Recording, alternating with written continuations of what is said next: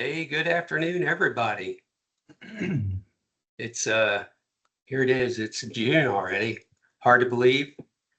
And we're already turning the corner into mid-year, and we got a lot going on. So pretty excited for today's webinar. We'll wait just a few more minutes and see if we can get let some more people in. We had a pretty good webinar last month. We talked about all kinds of cool things. So pretty excited about today's as well. We've got a few more people coming in, and we'll get ready and go here in just a second. In the meantime, it turned right into summertime here in Indiana. We went from having, mid 60s, mid to upper 60s, and all of a sudden it's 88 degrees. It feels like 112. It's rough, man. It's rough. Yeah, it's been it's got a little crazy here too. I mean, my background is the picture outside of our office, right in front of our academy building. It was a little sunnier than normal, but I really wanted to capture that moment. Just nice. I would love to understand how you got the Ocean installed. It's like an Ocean as a service. How'd you swing that? I'm impressed. They just flooded the parking lot. That's it's Nick's tears. That's what it is. That's what he's not telling you. I'm telling you, it's the canal. It overflowed. Yeah, it's the canal. Yeah, behind the security fence. All right, let's get started. And once again, thanks again for joining us this afternoon. Here we are. It's the June edition of Forward Focus. Today we're missing our producer, Afton. She's out for a little while. So hey, I'm winging it on my own. So if something goes wrong, just point your fingers at me. It's my fault. This is a little bit about us. We got some new faces in the room, so I just wanted to give you a little bit about who I am, who FocusPlanit is. I started FocusPlanit back in 2013 to sort of be a back office, do anything kind of partner for MSPs, and we help with everything from process to finance, anything you need, right? So this is more of a resource style business, and we do it all kind of around the ConnectWise ecosystem.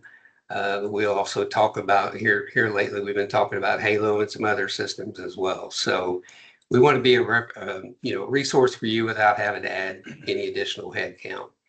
As it relates to things like ConnectWise, a lot of MSPs are using ConnectWise, but only a fraction of it. So if you look at your ConnectWise and you got messy service boards and inaccurate invoicing and agreements that aren't right, things like that, that's revenue that's leaking out the door, and we can help resolve that. So another thing we do, we're your, in this case, we're your ConnectWise administrators. Another thing we do is the ConnectWise whiteboard workshop, where we can help you walk through your business process as it relates to the way ConnectWise is engineered to operate. So that's who we are. Any questions about who we are and what we do, obviously you're going to have our contact information. Give us a call and we could talk through it. Upcoming events. So one of the big things that we talk about are the upcoming events that we're going to be attending. We like to partner with CharTec, and so we always look forward to the CharTec Academy in Bakersfield, California. I always say it's not easy to get to Bakersfield from anywhere, but it's worth a trip. So I always suggest if you're an MSP and you've never been to CharTec, now's the time to go. Don't delay it. Just go out there. If you use the code when you sign up, if you use the code FocusPlanit, all caps, you can get a VIP discount, and as a bonus, you'll get to see me out there. I'll even buy your drinks at the Academy. Woo! Capri Sun or Kool-Aid Jammers, Bill? Both. Both, and Jello shots. So, yeah. So again, upcoming events, CharTec Academy. It's always something I recommend. All right, so if you'll remember, we started out the year with this AC/DC framework, where A is acquire, C is convert, D is deliver, and the other C is for collect, right? And so the first part of the year, we talked about how we attract businesses, how we attract leads through marketing and other efforts. And then we started talking about convert, and we talked about how to set ConnectWise up to be able to develop a sales process and monitor that process as your leads move through it. And now we're at last month we talked about the sales development reps and how we can use, set appointments and things like that. And now we're talking about the end of the convert stage. Today, we're going to be talking about what we can do to convert those leads into active clients. So to help talk about that stuff today, I've invited a couple of really good friends of mine from CharTec to join us. I'm incredibly excited to introduce our first guest, Mr. Nick Points. Nick is a sales expert. He's a VP at CharTec and ARC Technologies. And if you know Nick, you know that he's a powerhouse in the MSP space as it relates to helping MSPs with sales process and building out these highly predictable revenue systems. So what I always like to say is, if you want to stop guessing and start closing, he's the guy you want to listen to, and that's my point. Welcome, Nick. Bill, thank you. I love that. I see what you did there. We have another good friend, Josh Gossett. Josh and I met, I don't know how many years ago. I'm kind of afraid to say. We were both younger, quite a bit. And Josh is the CEO and co-founder of CoreTech LLC in Lexington, the Lexington, Bowling Green, Kentucky area. So Josh is, he's one of these guys. He's a deeply driven guy that wants to help out in the MSP space. He's always been dedicated to self-improvement, just relentless. And so he's one of these guys that he's going to deliver exceptional value if you ever get to know him. So again, he's a guy you want to get to know and you want to listen to. So he's a good guy, right to the core. So welcome, Josh. And I don't even edit my photos, Nick. I got questions about that other one, man. You're using some kind of face cream or something. I don't know, brother. Yeah. It's Hollywood. That's what it is. Got that San Diego swagger, baby. Look at that. I don't know. Yeah. All right. So with with that being done here, we got the introductions out of the way, and now we can get right into it. And again, we're going to talk about some sales strategies, some sales questions about how to improve your close rate overall. So if you'll remember, again, last month we talked about SDRs and how we can use SDRs and consistent sales activity, prospecting, booking meetings, and not relying on referrals alone. We can, if you think about it, lead gen has to be intentional and not really random. Another important part of that is that lead gen shouldn't be owner dependent. And so what the SDRs do is they create these qualified conversations and help identify qualified leads, and they bring them in. The problem that happens is that when the SDR brings in this lead, the MSP process takes over, and we kind of lose momentum after the leads come in. That's a result of unclear handoffs or inconsistent follow-ups. No real documented process.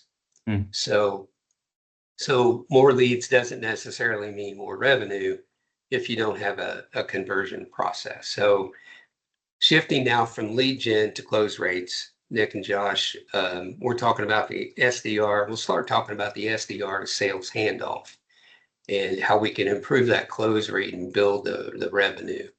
So one thing I might mention, we were talking about CharTec Academy.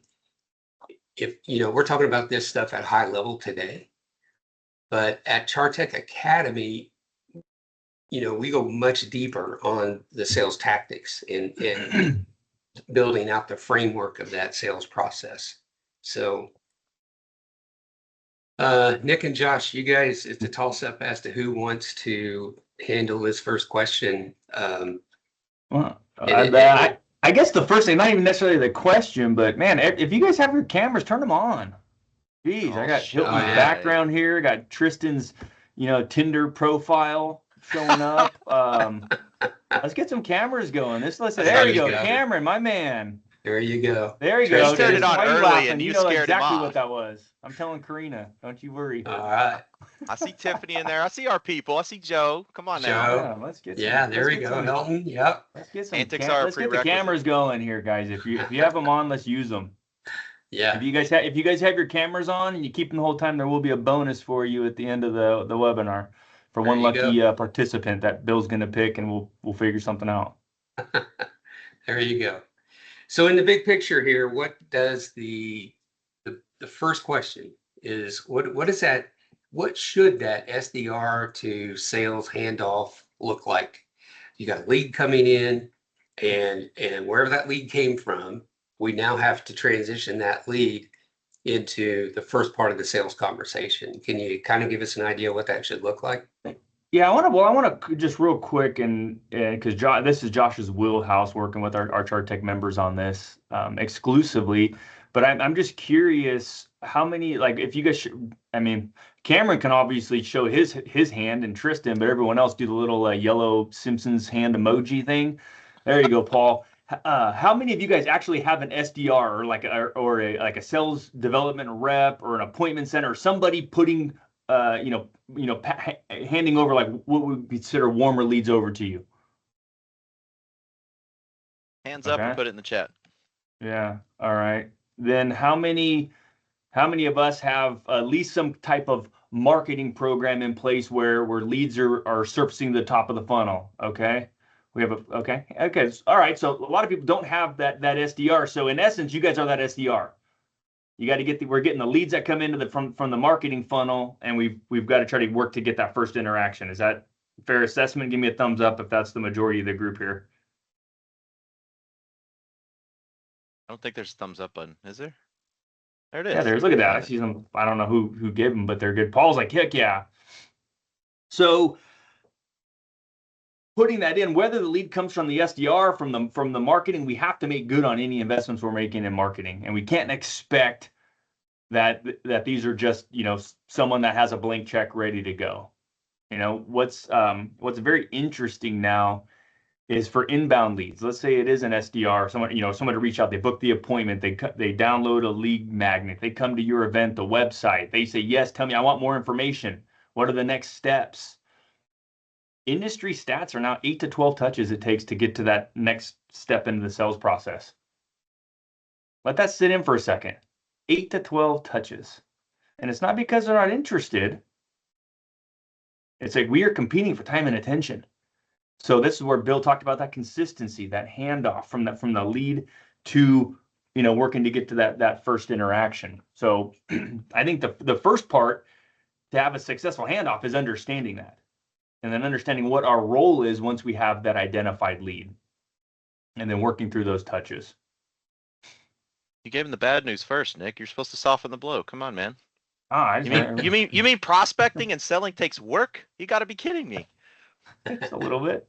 Well, here's the really cool part though. How many of us, by a show of hands, like not from a sales standpoint, because we're all in sales because we're greedy and we want unlimited earning capabilities, right? That's why we're in sales. But put on your business hat, put on the operations hat. How many of you guys can successfully onboard more than 2 clients per month of your current average client size? No one? Okay, one person, 1 out of 25 or whatever we have on here right now. So let's think about this. Hilton, you're lying. No, you can't. So he's got somebody else do it. So here's the good part. Here is the good news. When we're talking about leads, we want more leads. We're investing all this time in SDRs and leads. How many leads do we actually need? We don't need thousands. We couldn't onboard, right, that many clients. So let's take that step back, and that's that first piece of good news, Josh. We're not like we have to prospect. We're not making 200 dials a day. Let's take those 10, those 5, those active leads that we have, and let's work them through our touch cadence and our process. I mean, if you have a 50% close rate, which you guys follow the CharTec method, and you come through lab and academy, you're going to have a higher close rate on non-referrals, right? You're going to be probably closer to that 70% realistically, 60% in the room. So how many presentations do you have to do a month? 3 to get 2? Like, the numbers aren't scary, but it takes discipline and consistency for the handoff. So, and I'll add to that. It's also, I would argue, probably the most common area of failure in the sales process. And what I mean by failure specifically is just bobbling that ball. And I think it's important to remember. So contextually, we're talking about how does the SDR handoff go to sales. So I'm going to work with the assumption that one person isn't handling everything from that first initial touch all the way to appointment to discovery and close. And that's where I think we can really lose it. You know, the visual of kind of that runner on the relay race handing off the baton and sort of dropping it on the track. To me, it all comes down to expectations. And I think sometimes that gets missed, especially if you're like the principal-led seller role or the owner role, is these teams and these SDRs, these managers, they have to be a part of your team. Because I know for most of us, that means it's an outsourced resource. They don't come to your same office every day. They're probably not as in tune to your culture as some of the people that are actually on the staff. They come and punch the clock, right? And I think you have to manage them in that way. The other thing that I would say there is it really comes down to expectations. I'm looking at this on the screen here, right? Of course, the obvious things happen. What are your pains? What are your desires? All those kind of diagnostic questions. But what has to happen next? It has to be cohesive for that prospect. The thing that you have to understand at this leg of the sales funnel is you have the lowest amount of credibility that you're ever going to have. This person is vetting you in the same way you're vetting them. They've been scorned by the industry before. They've maybe worked with another MSP or somebody has stepped on their toes, and they're looking at you in this next step with skepticism, not optimism, okay? And you have to know that going in. The other thing that I would mention is just encapsulating all that. We talk about the 5 prerequisites of the sale at CharTec often. We're probably going to talk about that today. But the goal at this step should be getting as many of the recognized needs on the table as possible. Needs are just reasons for someone to buy. And I think sometimes the mistake simply is pushing our solution stack or our services or our pricing up early. And your SDRs have to be trained to maintain curiosity, because curiosity is what's going to keep that person moving to the next step, being willing to meet with you, the salesperson, or you, the owner, and engage in a more, shall we say, intimate way. Perhaps that's a Teams call, maybe that's an on-site meeting or a lunch or something like that. And I find that timing between the SDR and that cold interaction, that's where we bobble the ball. So that alignment, that training, that cohesion is super important. Good stuff. You know, you're talking about when you mentioned the word cohesive, right? One of the big things that I always try to talk about is, you know, maintaining continuity throughout the entire AC/DC process. So your marketing, what you say in your marketing needs to be what you present as part of the conversation when you start talking to the lead, and then it needs to be what your service delivery actually does, and it needs to be continuity all the way through, all the way to the finance to where they start getting invoices. So good one there. Mm-hmm. Are there any, you know, as we start talking about these specific things with sales conversations, you know, I'm thinking, okay, how can we do this in ConnectWise, right? So if there are any things that you're doing in ConnectWise currently at CharTec, or, you know, or in ARC, if you're doing these, mm-hmm. you know, bring them up and we can talk about, you know, how that's set up, you know, for you guys too. Yeah. Well, and Bill, and I mean, you can talk to it because you set our stuff up for us, which thank you. Because we all know we love working in ConnectWise, right? Yeah. So at our MSP in CharTec, we definitely use ConnectWise for tracking activity specifically from a sales standpoint, activity and opportunity. We have to understand that activity drives opportunity. It's not the other way around. Yeah. Okay, so activity drives opportunity, and once we have a lead assigned, we need to understand what our close is. So if an appointment's already been scheduled for you, now you need to conduct that first appointment. Well, your close is establishing enough credibility, maintaining curiosity to close on a full business discovery. Where your techs run out, you go out there, that's the close. if you don't have an appointment schedule, we have to understand that when that activity is assigned, right, that lead follow through, your goal is to have a first interaction to qualify, ensure that they are your ICP, and then depending on who you're talking to, close on that first appointment or close on that business discovery. Again, depending on who you're engaging with. All of that has to be tracked. We track that, Tristan can nod. We track that in ConnectWise. Every touch, every part of our process. I have every cadence that my sales team works. When I get a lead, I have a 15 touch cadence running for 30 days. And it's very regimented between the prospecting calls, emails, video voicemails, LinkedIn connections, social connection messages. And it's, day one, here's your task one, day three, task two, right? And it works through this cadence. Not to say that we have to get through all 15 touches. We may land that first appointment or the discovery on the first call. Great, they answer, and it works. But I want to be prepared to go the distance if we need to. Consistency is the key part of that. I don't want my salesperson to do an outbound call on a prospect today, and then leave a voicemail, and then 4 days later send an email, and then maybe a week and a half after that they leave another voicemail. We're done. We're not competing for time and attention. Mm-hmm. So it's that consistency, and that's part where it's documented in ConnectWise. And I'm tracking that for my sales reps. I'll throw a little bit kind of from our sales empowerment program there, which is where Nick is headed. Let's just face some facts here. The part where ConnectWise comes in, or any PSA, any CRM, that logging process, that admin stuff, let's just call it what it is. That sucks. Right? It's not fun to do the admin work, to log the notes, to put the time, to put the tickets. It's not fun, but we coach, you have to embrace the suck. Okay. And our thought process around it is there's really kind of two components to the ConnectWise and documentation piece. On the one hand, it's about accountability. Okay. We're all big boys and big girls. We're all entrepreneurs, sales professionals, etc. Either you have to be accountable to your sales manager, your owner, or you have to be accountable to yourself and frankly, to your prospects and clients. And there's no better tool to do that than to just collect yourself and make sure that you're keeping pace. But the other part of it is, and if you do it with honesty and earnestness, that you will find you're also more effective when you're in the sales role. When you are actively on the phone or making connections, it's also kind of your checkpoint to stay in tune, because so much of prospecting is done at volume. It's impossible, even with AI, just to truly and authentically keep up with every single touch, every single call out, every single, shall we say, the context of every conversation. And I think what you'll find to be true is it's not just about accountability, but it's about empowering your sales efforts. Because if you think about what Nick said a minute ago, it's about curiosity and credibility. Well, I can promise you at the prospecting phase, when you're having to make that first, second, that third outreach, when we're still up here high in the funnel, there is no better way than to posture up on somebody than showing them due diligence.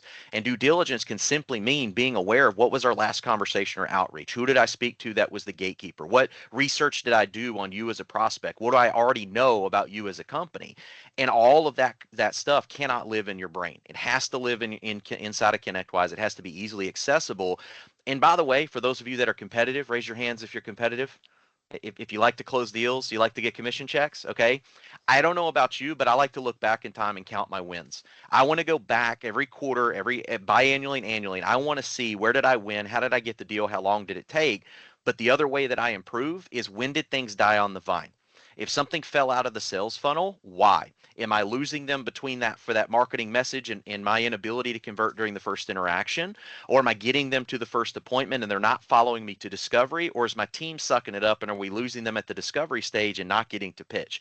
I want to know, because when I can zero in on that with real data and metrics inside of my PSA tool, I can then go, okay, here's my area of opportunity of improvement.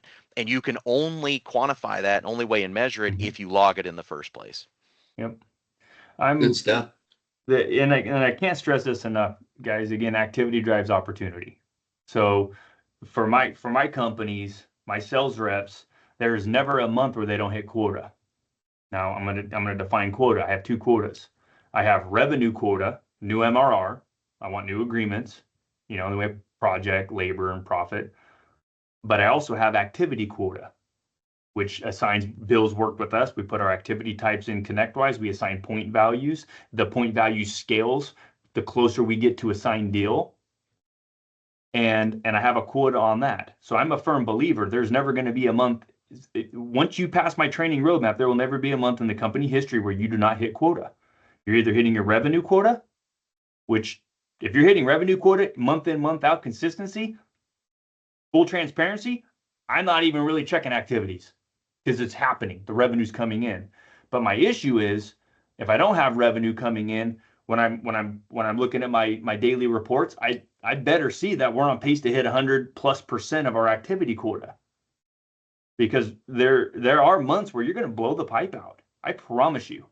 You're going to be like, oh my gosh, everything I had forecasted this month closed. Plus, I brought in that one deal I was really anticipating for next month. So I'm like, this is great. Well, that next month, I know our revenue numbers may be a little bit lower because we're back to building the pipe. We're back to working those leads through. And I'm okay with that as long as we're doing those activities. So that's what I mean by we should never have a month where we don't hit quota. Activities or revenue. I like that. Yeah. So when we think about some of the conversations that we have, right?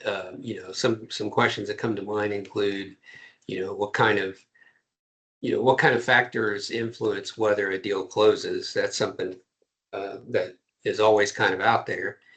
And then another big question is, why do prospects go quiet, and how can we prevent that? That never happens. Everybody buys, Asper. Bill. What are you talking about? Well, I'll jump on this, and I think then we can kind of go into those prerequisites, Josh. But the reason why prospects go quiet is because there's no more curiosity. They've got everything they possibly needed from you, and that's why they go quiet for the most part, right? The curiosity's gone. They've got what they needed. They're moving on with their life. It's good. Got nothing. And then to keep that alive, we're going to talk about prerequisites, right? Yeah, when you're talking about where deals fall through, well, let's assume we get the at bat, right? I would say the majority of opportunities for MSP sales reps die before they even get the first appointment. They abandon the lead. They don't put in the consistency. They just like, I've called 2 times over a month. Oh, wah. That's where we first fail. But let's assume we get into the part of the process where I would say is going to make or break your presentation is going to be discovery. Most MSPs fail flat in the discovery. They're great about running the technical stuff. They'll run their scans. They'll do the they'll run the dark web. They'll do your galactics, whatever you're running, and you get this technical component of it. But they fail to really understand what's more important to the company, which is their people, their business, their processes, the inefficiencies. Understanding business issues and implications, what's going to, and getting more, like Josh said, more needs on the table is going to get them to want to say yes, versus the MSPs who just ran a technical assessment are talking about how fast their switch is going to be, and they're going to put in a better security stack or whatever that these companies, for the most part, again, if we're not selling to IT staff, we're selling to just typical small and medium-sized businesses that are owner-led. They don't care about technology. They really don't. Again, there's exceptions to every rule. They care about business impact. They care about what's important to them, which is them, right? Everyone, they're selfish. So I would say the discovery is probably that biggest stumbling block that MSPs face that ultimately lead to really, really poor presentation, or leaving money on the table, which is just as bad. Yeah. Yeah, I see a lot of themes on this screen, Bill. I feel like we could do 10 webinars on kind of what Nick just said and unpack it. But I see a couple things. I see build trust. I see create urgency. I see add clarity. Those are all words that are, I think everybody on the call probably understands. But I kind of look at those and I think to myself, well, how do we do that inside of the sales process? And I'm going to tell you, it's in the questions that you ask.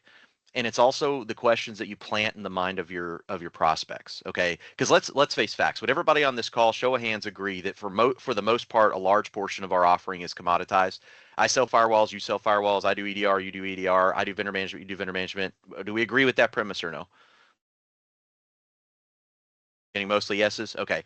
So because that's true, and forgive me for a minute, all that stuff is very important. Having a solid stack, being comprehensive, having cloud offerings, cybersecurity, talking about AI, we know the landscape, okay? If you are in the MSP space and you're not doing that stuff and you're still living in the .com era doing break fix type IT, raise the flag, okay? But I digress. Because we agree that that's the truth, we can't lean into and just trust that our solution stack will be the difference maker in the sales process. Nick said it, okay? This is a business conversation about business outcomes. Our prospects only care about one thing, and that's how does their business improve or their risk become mitigated by doing business with us. They could care less, honestly, about the widgets, the hardware, the software, the things that we deploy.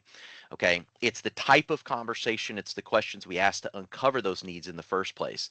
That bottom bullet point, something that I have seen for years when I work with salespeople from every zip code, every stage of MSP maturity, from startups to bigwig companies with multiple sales teams. Okay. Here's what I can tell you I see across the board. There are some people that are doing this job, whether that's you as a principal led seller, maybe you're very technical, maybe you love sales, whatever kind of category you fall into. There's an understanding here that there's a skill set, multiple skill sets. Okay. One of those skill sets is asking for the business, right? I have met a lot of fantastic presenters. They're great in front of the room. They have soft skills. They dress the part. They can run a PowerPoint clicker like a champ. But then something happens when they get to that part where they have to ask somebody to do something. Take a next appointment, wrangle their team, we call it authority to buy, to join us in a formal presentation, to ask for the sale, to sign the dotted line. And some of those people, for whatever reason, they just wet their pants.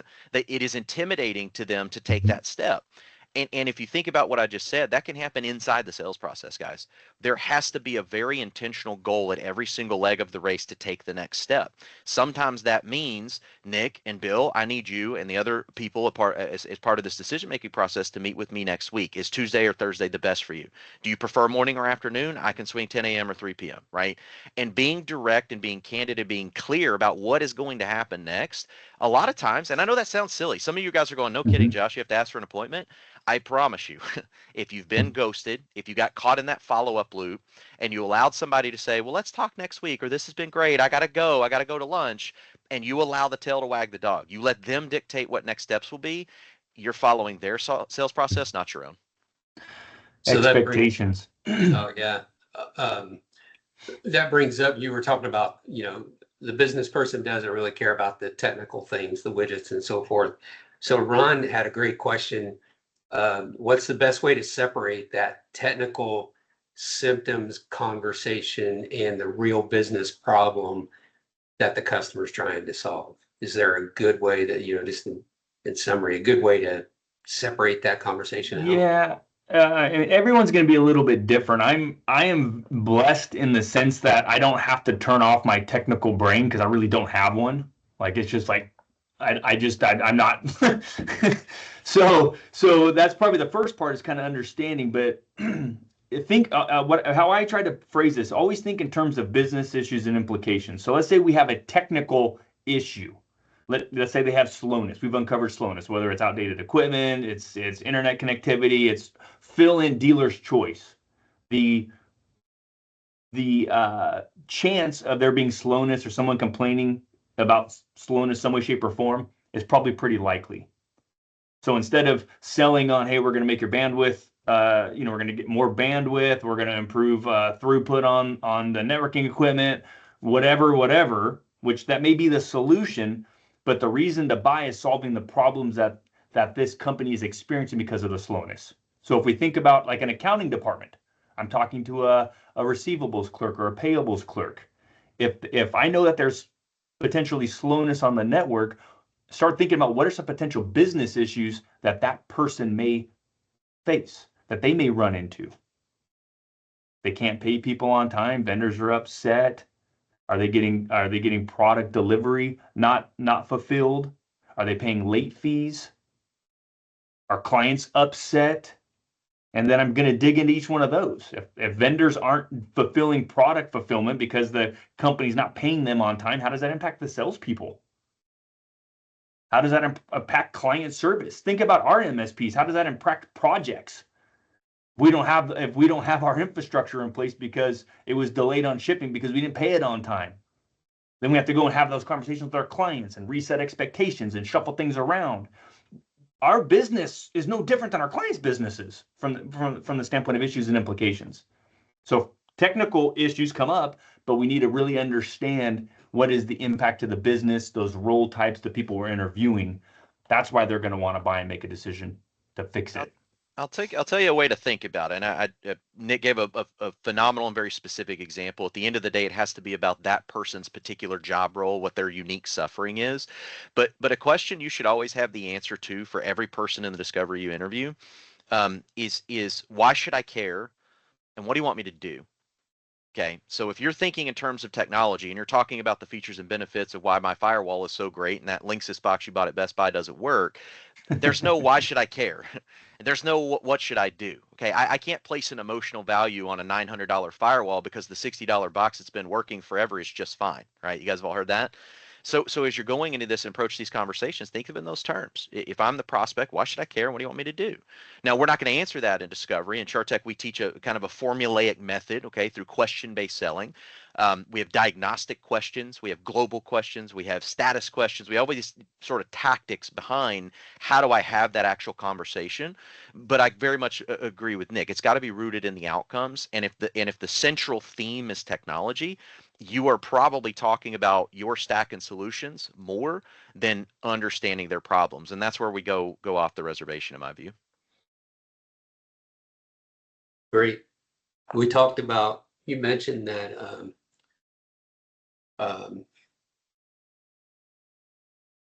good question from our friends at CCS. What happens when that presentation has been made and then things just get stalled out? Right. So Tony and Chris, our friends at CCS, this is the situation when that we go in there, we make the presentation, we ask for the sale, and then things get stalled, right? We just start slowing down. So what happens then?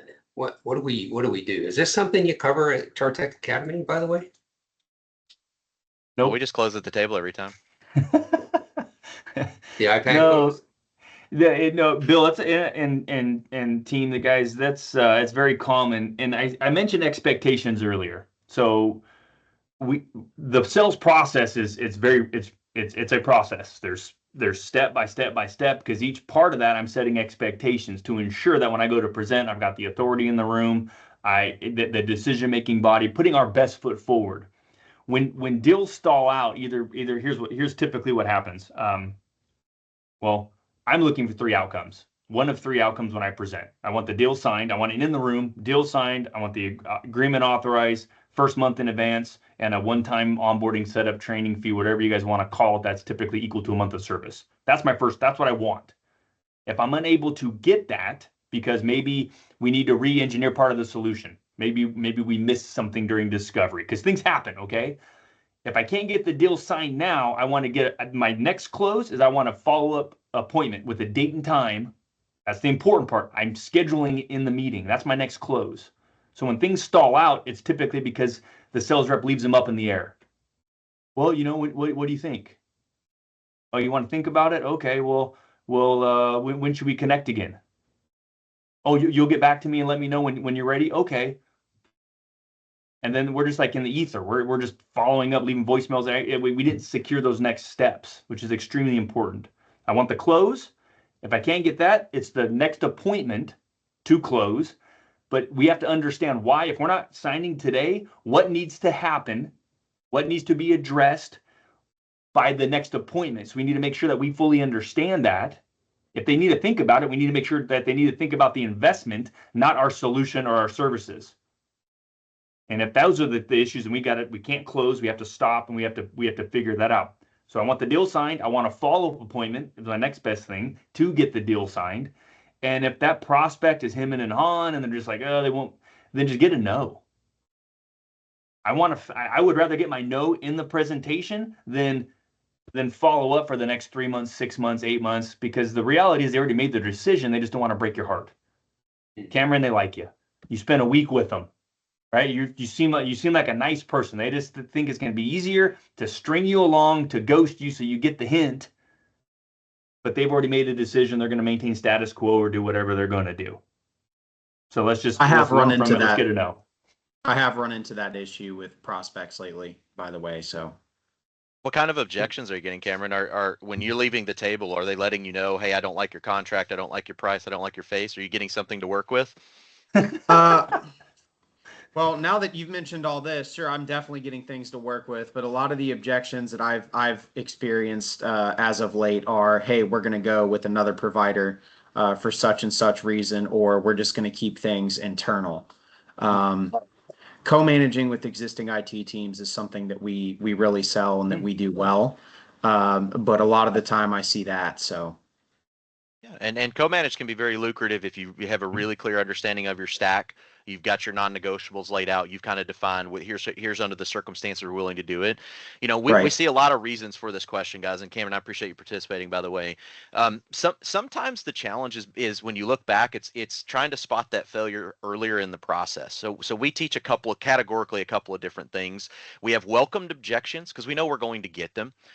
We train based on the idea that we know that they don't want to pay for our services. We know they don't like long-term contracts. We know that they're going to have a preference of them purchasing hardware or us providing it as hardware as a service. There's all this kind of list of things that because we know we're likely to get them, we begin very early in the process to sort of poison the idea that that's going to work. And you said something important. Not making a change at all, we call that status quo, is by far and away the biggest decision that they make. Not because necessarily that you failed, but because it's painful for them to switch and to change. Okay.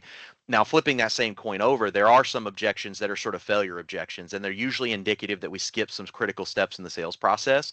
Oftentimes, it's seek to understand. That's just kind of our framework for. Did I really understand the reason that you raised the objection, or did I just kind of bum rush and try to bully you into the sale, not really realizing that I had a failure to communicate or a failure to uncover something earlier in the sales process? Okay. I would submit that nobody's ever going to like our price. And maybe some of you on here, your goal in life is to be like the Amazon or the Walmart of MSP, and you want to be the low price provider, and you're willing to cut your own throat, to get a deal. Listen, if that's you, kudos to you. And if it's working, that's phenomenal. But I think we would all agree on here that we're in the business to make profit, right? And so because that's true, we're oftentimes not competing on price. We're competing on the quality outcome. We're competing on that trust factor and that sort of stuff. So the question really was directed at what do I do when I get ghosted? I would encourage you to look at your sales process and understand what portion of time is that happening. Because if you have killed credibility, if you have killed curiosity, if you've sort of given them everything, but you didn't build a compelling case through asking good questions, to showing real data, to involving people at a first person level. One of the most powerful things you can do at the closing table is know that person by name and by job role, and have retained through discovery what their unique suffering was, and talk to them about the challenges. For example, Nick talked about in accounting. I want to talk to that individual about their ability to close out payroll and not have to deal with double entry and potentially getting paychecks out on time so they don't have upset employees. That's the dialogue that they want to have. They don't care about, is it a new computer, a slow computer, a fast computer? None of that really matters. What matters is how does it affect their ability to serve the people that they're accountable to. And so what I would offer there is, if you're seeing that a lot, I would guess that your sales process is just kind of cowboy. You probably fake it until you're making it, not terribly consistent. And I would also further guess you're probably leaning into a lot of solution selling that has more to do with your tech stack than it does their business outcomes. We're seeing a lot of the even getting into that presentation stage, kind of like Cameron, where maybe we're the first MSP they spoke with. So we go through our process, we present, they get sticker shock, and then they want to go out and they go out to start to quote it, right? So how do we handle some of that from happening? The other thing that I think we're seeing, and I got Chris in the room and I got Tim on the call too. So my two sales guys are here to ask questions of the challenges we're having, but that seems to be, we're getting to the presentation and then we're either getting stalled out, kind of like Cameron said, right?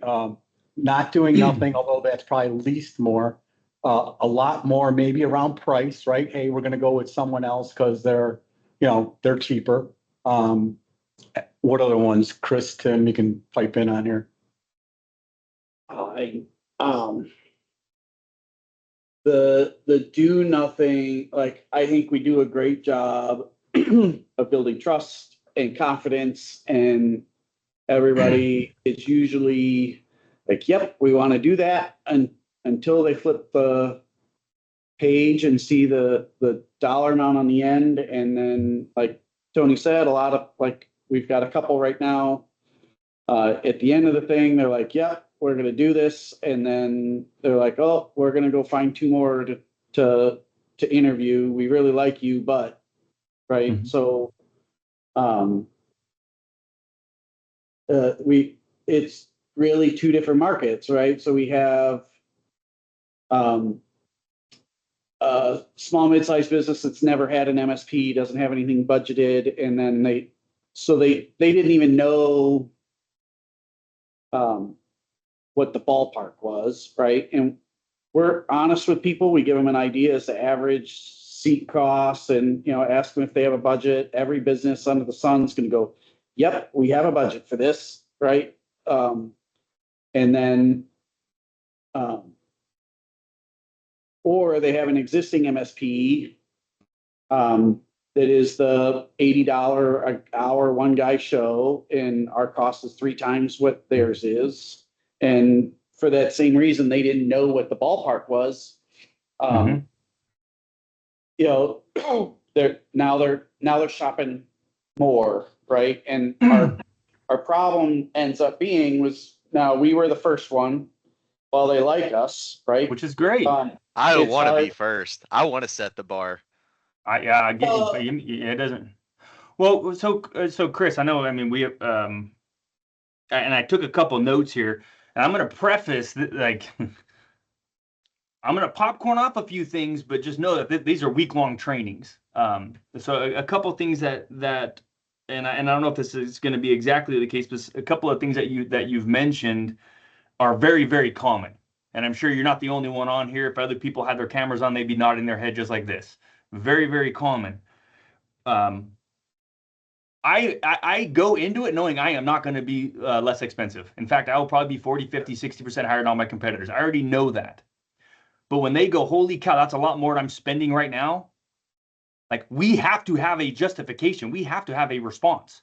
We can't say, well, we're doing more.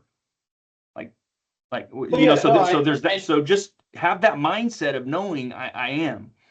The other thing is we mentioned alternative, or we mentioned the status quo. Hey, whoa, shit! I gotta get some more quotes here.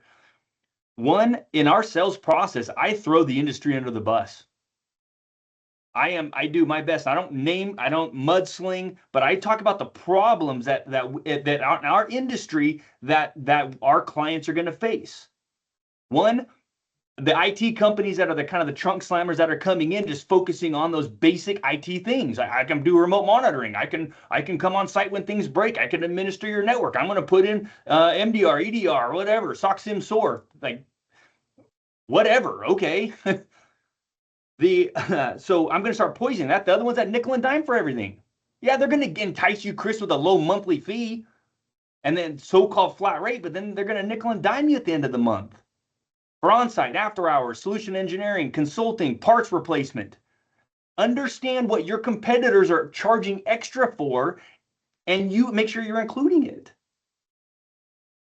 And then you're educating the client. So once they go get that second bid, Chris, they go talk to that other trunk slammer. You've already armed them with the questions to ask.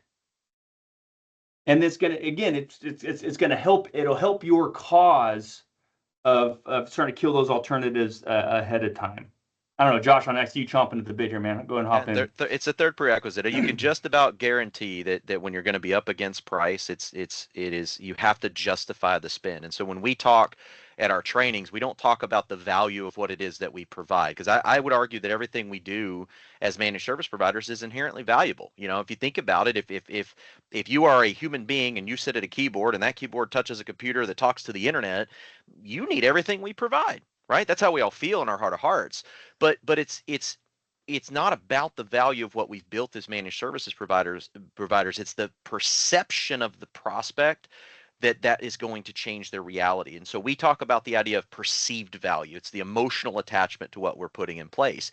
And where Nick is headed, and one of the things we have to focus on in our question asking process is, can I build a case around the holes in the boat you have through hard costs, soft costs, downtime, wasted hours, capital expenses. If the obvious ones of like we've had a significant ransomware attack and we were offline for 5 days, we paid 3 Bitcoins. I get all that. But when you can demonstrate in a quantifiable way that the decision you are making, Mr. Prospect, is costing you real dollars, and by bringing us on board, that's actually a positive on your P&L. If that were a share of stock, how many would you want to buy? But you have to change the entire dynamic of the conversation to be able to make that argument in the sales presentation. So we have these 5 prerequisites we talked about.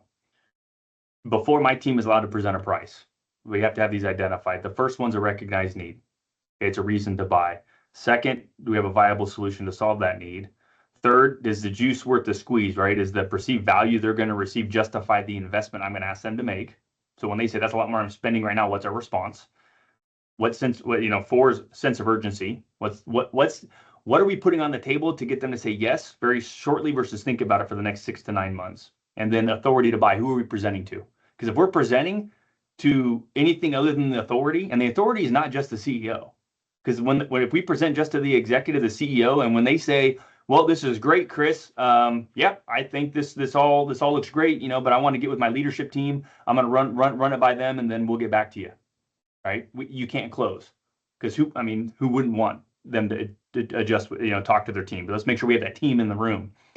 Where if we get to the end, and Josh is talking about the solution, the perceived value, because our services and the products and everything we offer is amazing. But if we are talking about solutions in our presentation, but not tying it back to a reason why, the recognized need, we're feature selling. Here's a perfect case in point. When you come through our trainings, I am a very big proponent of standardization.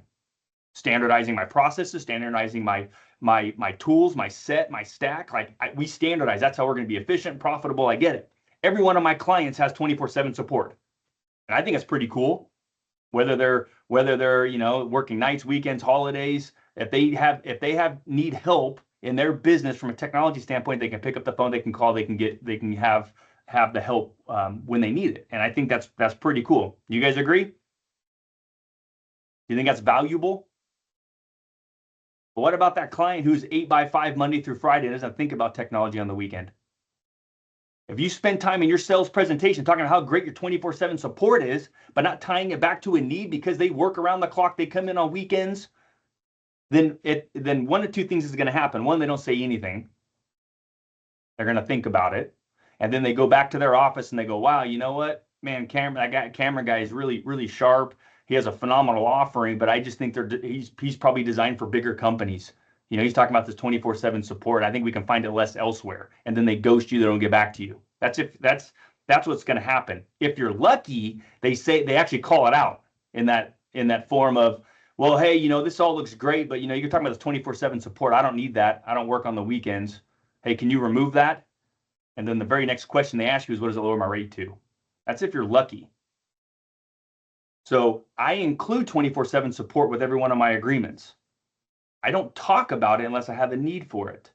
Otherwise, I just let them know, like, hey, we support you during your business hours. Then if I get a question like, well, what happens if I have to stay late? It's payroll's due, or what if I have to come in on a weekend to get some work done? We'll take care of you, no worries. Oh, gee golly, thanks. Right? And it's a value versus I'm just feature selling. Does that make sense? I got a couple head nods. Good stuff. Okay. So don't talk about a solution until you tie back to a need. And then Chris brought up another good point earlier, budget. Do you have a budget? Do you have a budget? What's your budget? I never ask that question, guys. It's irrelevant because here's Chris hit the nail on the head. One, do you think they're going to be honest with you? Yes or no? Have you ever went to purchase something and the sales rep says, what's your budget? And you gave them the exact number? No. So that's one part. They're never going to be forthcoming with it. But here's the other part that Chris mentioned. They don't know, guys. They only know what they're spending now.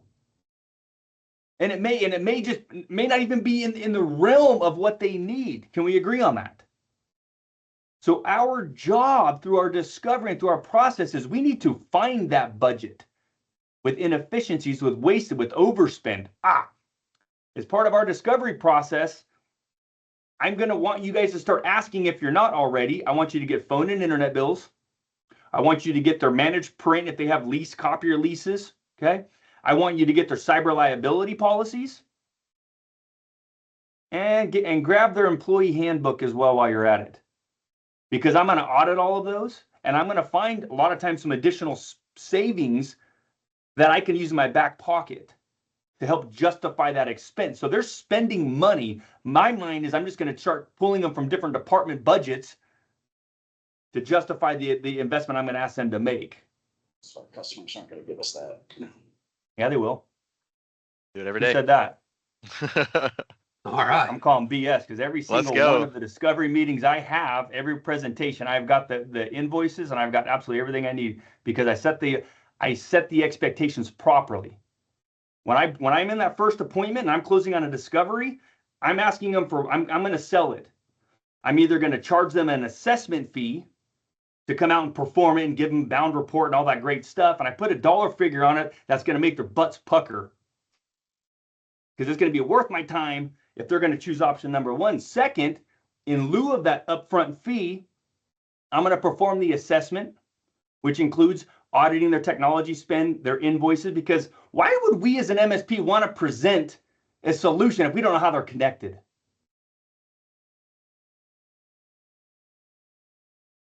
And I'm going to trade that assessment fee, that $2,500, $3,500. We just did one last week for 25 grand, and I traded it for time.